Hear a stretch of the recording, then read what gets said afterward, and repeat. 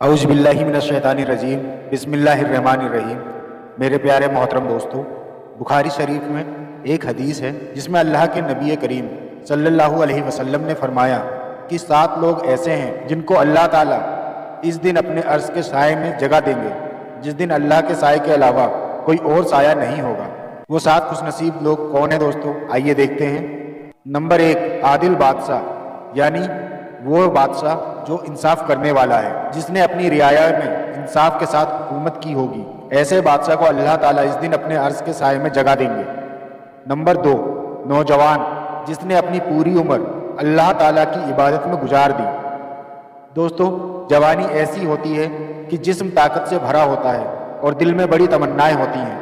انسان کا دل اس کو خواہشیں پوری کرنے کو کہتا ہے اور اسی کا شیطان پورا فائدہ اٹھاتا ہے اور غلط کاموں میں لگا دیتا ہے۔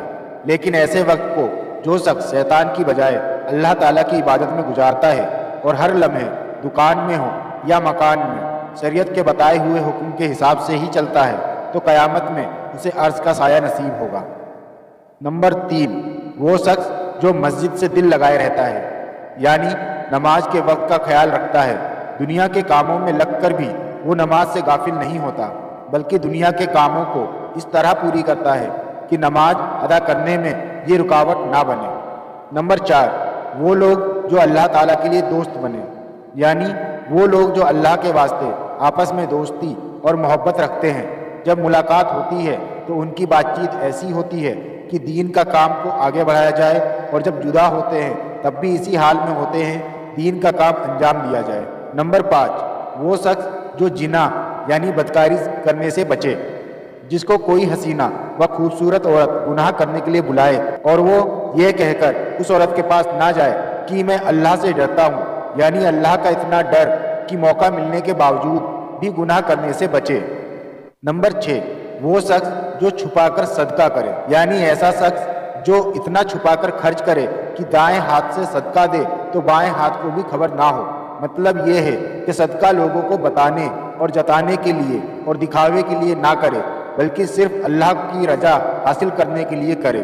نمبر 7، وہ شخص جو تنہائی میں اللہ کو یاد کر کے روئے، وہ شخص جو جب بھی اکیلا ہوتا ہے تو اللہ تعالیٰ کی بڑائی اور احسان کو یاد کر کے روتا ہے، یا اپنے گناہوں کو یاد کر کے روتا ہے اور اللہ سے معافی مانگتا ہے۔ تو میرے پیارے محترم دوستوں، یہ وہ 7 خوش نصیب لوگ ہیں جن کو اللہ تعالیٰ اس دن اپنے عرش کے سائے میں جگہ دیں گے، جس دن اللہ کے سوا کوئی اور سایہ نہیں ہوگا۔